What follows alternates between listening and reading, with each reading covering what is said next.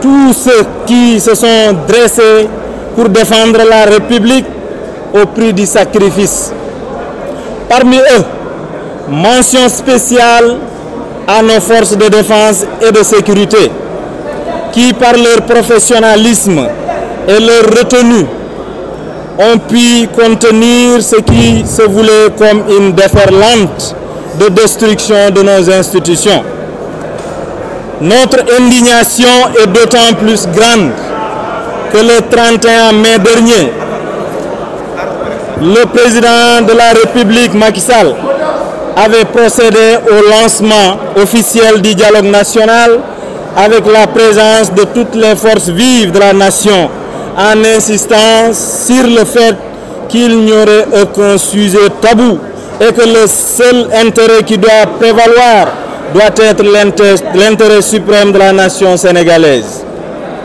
Ce dialogue, qui a pour objectif de renforcer les fondements de notre République, doit être la seule sphère de discussion et de consensus sur des questions essentielles de notre pays.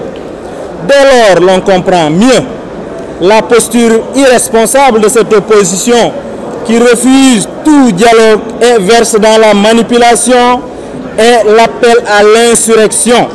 Cette opposition sera jugée par l'histoire de notre pays, car elle a occasionné des dégâts matériaux et moraux à notre chère République.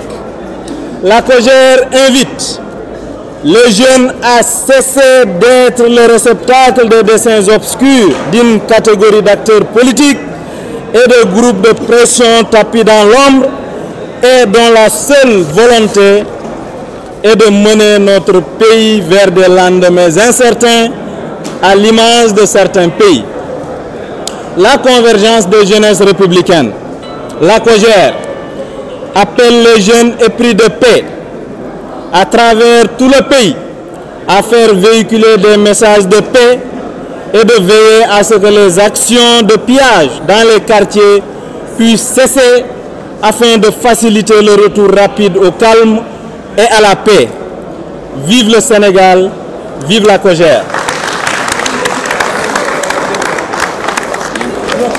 Donc,